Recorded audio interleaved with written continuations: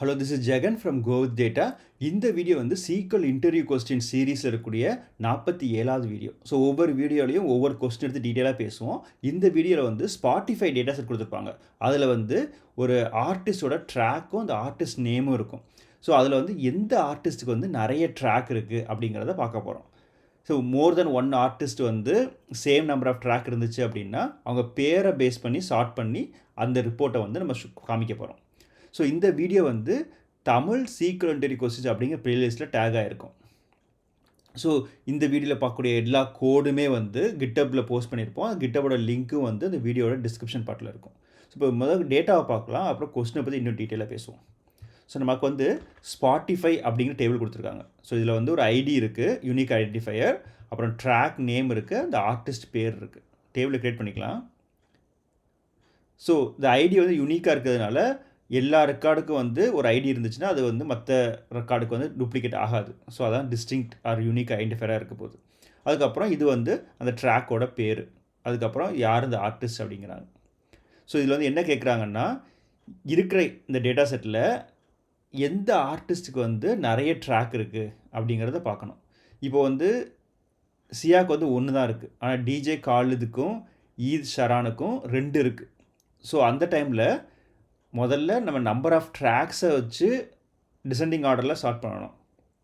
மோர் தென் one ஆர்டிஸ்ட்டுக்கு வந்து same number of track இருந்துச்சுன்னா அவங்க பேரை வச்சு ஸ்டார்ட் பண்ணணும். ஸோ இதான் வந்து அவங்க கொடுத்துருக்கக்கூடிய கேள்வி. ஸோ அவுட்புட் எப்படி இருக்கணும்னா, இந்த ஆர்டிஸ்டோட பேர் எவ்வளோ ட்ராக் அவங்க பண்ணியிருக்காங்க, அந்த அக்கரன்சஸ் கவுண்ட்டு டிசெண்டிங் ஆர்டரில்.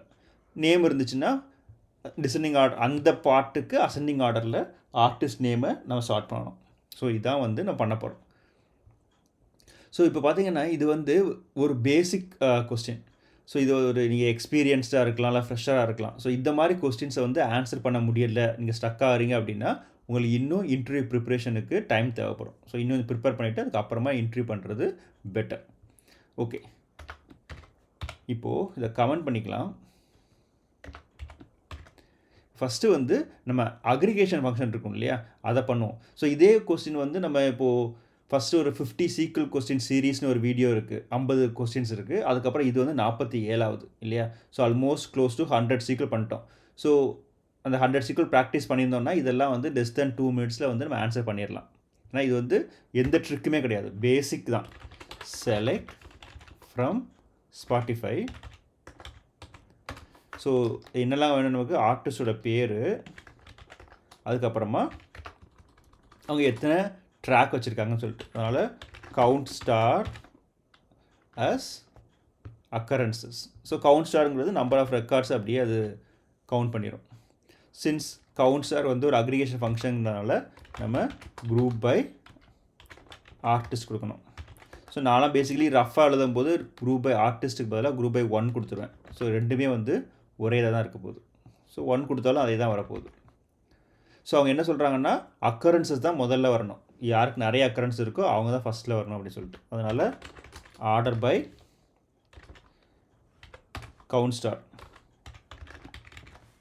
டிசெண்டிங் ஆர்டர் இல்லையா. பை டிஃபால்ட்டாக அசெண்டிங் ஆர்டர் இருக்கும், பட் டிசெண்டிங் ஆர்டர் கொடுக்கலாம். இந்த கவுண்ட் ஸ்டார்னு கொடுக்குறது வந்து எனக்கு கொஞ்சம் ஆர்டர் இருக்கிறதுனால நான் 2 1 2ன்னு அந்த காலமோட ஆர்டரில் கொடுத்துடலாம். ஸோ அதே ரிசல்ட் தான் வரப்போகுது, ரைட். ஸோ இப்போ வந்து 2 பேர் இருக்குது, டிஜே இருக்குது, அப்புறம் எட் ஷரான் 2 பேர் இருக்கு இல்லையா. ஸோ அதை சார்ட் பண்ணுறதுக்கு காலம் ஆர்டிஸ்டோட பேரை கொடுத்துடலாம். ஸோ இது வந்து அதே ரிசல்ட் வந்துடும், ஆர்டிஸ்டோட பேர் அக்கரன்ஸ். ஸோ இதை கவுண்ட் ஸ்டாருக்கு பதிலாக நான் வந்து ஐடியை கொடுக்குறது வந்து பெட்டர். ஏன்னா அது டிஸ்டிங்க்ட் ஐடென்டிஃபை இல்லை, யூனிக் ஐடென்டிஃபை இந்த டேபிள். அதனால் ஐடியை கொடுத்தோம் அப்படின்னா இட்ஸ் பெட்டர். சில டைம் வந்து ஜிப் கோட் லெவல்லாம் இருக்கும் இல்லையா, இப்போ distinct count distinct of ID அப்படின்னு கொடுக்கலாம்.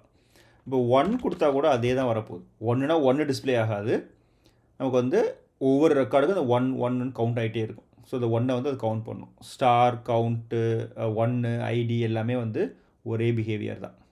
ஸோ இது வந்து ரொம்ப பேசிக். இந்த இன்டர்வியூக்கு வந்து இந்த கொஸ்டினே ரொம்ப, இந்த சீக்குவலே போதுமானதாக இருக்கும் இல்லையா. ஸோ இதுக்கு மேலே பெருசாலாம் எக்ஸ்பெக்ட் பண்ண மாட்டாங்க. ஆனால் இது ஒரு விண்டோஸ் ஃபங்க்ஷனில் எப்படி பண்ணுறது அப்படிங்கிறத நான் நாலேஜுக்காக பார்க்கலாம். ஸோ இதே இதை எடுத்துக்கலாம்.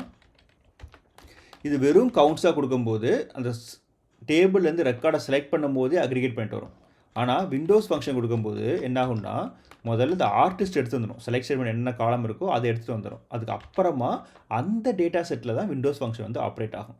ஸோ இப்போ வந்து கவுண்ட் இருக்கு இல்லையா, கவுண்ட் ஸ்டார்லேயே ஆரம்பிக்கலாம். கவுண்ட் ஸ்டார் ஓவர் ஒவ்வொரு யூஸருக்குமான கவுண்ட் இல்லையா, எத்தனை பாட்டு இருக்கு ட்ராக் இருக்குங்கிறதுக்காக. அதனால் ஓவர் பார்ட்டிஷன் பை ஆர்டிஸ்ட் இல்லையா. ஸோ ஒவ்வொரு ஆர்டிஸ்ட்டுக்கு பார்ட்டிஷன் பண்ணுறோம். ஸோ இதில் வந்து நம்ம கவுண்ட் ஸ்டார் கொடுக்கும்போது குரூப் பை மஸ்ட்டுன்னு சொன்னோம். ஆனால் விண்டோஸ் ஃபங்க்ஷனில் வந்து அது தேவையில்லை.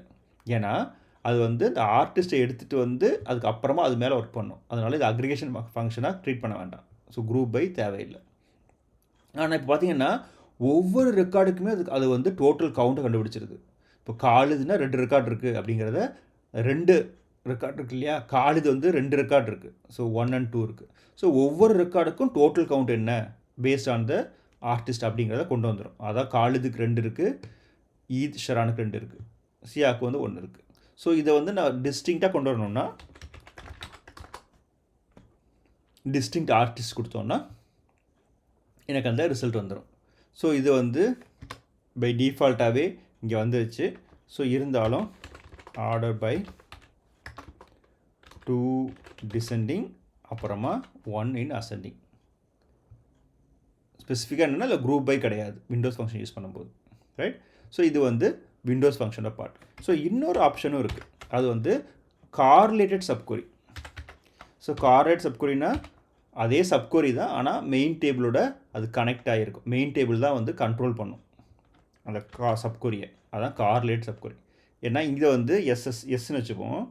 இந்த கவுண்ட் ஸ்டாரை வந்து ஒரு செலக்ட் ஸ்டேட்மெண்ட்லேயே பண்ணலாம். நம்ம செலக்ட் த கவுண்ட் 1 இருக்கட்டும் ஃப்ரம் ஸ்பாட்டிஃபை. ஸோ இது வந்து இன்னொரு செட் ஆஃப் டேபிள் இல்லையா, அதே ஸ்பாட்டிஃபை டேபிள் தான், ஆனால் இன்னொரு ஆப்ரேஷனில் வருது. அதனால் இன்னொரு அலையாஸ் நேம் கொடுத்துடலாம். இதில் வந்து where SS dot artist equal to S dot artist. So இது வந்து உங்களுக்கு அக்ரிகேஷன் தேவையில்லை. இப்போதைக்கு ஆர்டர் பையை டிசைட் பண்ணிக்கலாம். இப்போ இதுவும் வந்து பார்த்திங்கன்னா ரோ நம்பர் மாதிரி தான் ஒர்க் ஆகும். ஒவ்வொரு ஆர்டிஸ்ட் ஒவ்வொரு ரெக்கார்டுக்கும் இந்த செலக்ட் ஸ்டேட்மெண்ட் ரன் ஆகும். ஸோ சியாவுக்கு ஒரு ரெக்கார்டு, அதுக்கு இந்த செலக்ட் ஸ்டேட்மெண்ட் ரன் ஆகும். அது சியாங்கிற ஆர்டிஸ்ட்டுக்கு எவ்வளோ கவுண்ட் இருக்குது டோட்டல் டேபிளில். அதே மாதிரி டிஜே காலுதுக்கு ஒவ்வொரு ரெக்கார்டுக்கும் வர்றதுனால தான் இந்த டூப்ளிகேட் வருது. அதனால் இதுக்குமே டிஸ்டிங் கொடுக்கலாம், அல்லது ஏற்கனவே குரூப்பே கொடுத்துருந்தோம் இல்லையா, அந்த குரூப்பை கூட வச்சுக்கலாம். ஸோ கொடுத்தோன்னா குரூப் பை ஆர்டர் பை இருக்குது. அதனால் அதே ரிசல்ட் தான் வரப்போகுது. டிஸ்டிங்க்டும் குரூப் பையும் பிஹேவ்ஸ் த சேம், அதனால் பிரச்சனை இல்லை. ஸோ இப்போ பார்த்தீங்கன்னா ஃபஸ்ட்டு வந்து ஒரு பேசிக் அக்ரிகேஷன் ஃபங்க்ஷன் செலக்ட் அந்த காலம் கவுண்ட் ஸ்டார். ஸோ இதே வந்து இன்டர்வியூ போதுமானது. ஆனால் நம்ம விண்டோஸ் ஃபங்க்ஷன் ட்ரை பண்ணி பார்த்துருவோம் எப்படி ஒர்க் ஆகுது அப்படின்னு சொல்லிட்டு. மூணாவதாக வந்து ஒரு கார்லேட்டட் சப்கொரி எப்படி ஒர்க் ஆகும் அப்படிங்கிறதையும் பார்த்துட்டோம். ஸோ இந்த கோடெல்லாம் நீங்கள் ப்ராக்டிஸ் பண்ணி பார்க்கணும் அப்படின்னா க்ரோவிட்டோட யூடியூப் சேனலில் இது வந்து தமிழ் சீக்வென்டரி கொஸ்டின்ஸ் அப்படிங்கிற பிளேலிஸ்ட்டில் இருக்கும். தமிழ் சீக்வென்டரி கொஸ்டின்ஸ். இதில் இங்கிலீஷ் வெர்ஷன் வந்து சீக்வென்டரி கொஸ்டின்ஸில் இருக்குது. ஸோ இந்த பிளேலிஸ்ட்டுக்கு உள்ளே போனோன்னா ஒவ்வொரு வீடியோக்கும் அதோட கரஸ்பாண்டிங் கிட்டப் லிங்க் வந்து அந்த டிஸ்கிரிப்ஷன் பார்ட்டில் இருக்கும். ஸோ இந்த வீடியோக்கான கரஸ்பாண்டிங் இது வந்து இங்கே இருக்குது. ஸோ கிரியேட் ஸ்டேட்மெண்ட் எல்லாமே இருக்கும். ஸோ நம்ம பார்த்துட்டு இருக்கிறது என்னென்னா 47வது வீடியோ. ஸோ அதில் வந்து கிரியேட் ஸ்டேட்மெண்ட் இங்கே இருக்குது. ஃபஸ்ட்டு பார்த்த simple aggregation, windows function, correlated subquery எல்லாமே இதில் இருக்குது. ஸோ இதை நீங்கள் ப்ராக்டிஸ்க்கு யூஸ் பண்ணிக்கலாம். அதே மாதிரி க்ரோவிட்டோட வாட்ஸ்அப் சேனலில் ஆட் ஆகணும்னா வாட்ஸ்அப் சேனல் லிங்க் இங்கே இருக்குது. அதை யூஸ் பண்ணி நீங்கள் வாட்ஸ்அப் சேனல்லே வந்து நீங்கள் ஆட் பண்ணிக்கோங்க. இந்த வீடியோ உங்களுக்கு பிடிச்சிருக்குன்னு நினைக்கிறேன். தேங்க்ஸ் ஃபார் வாட்சிங்.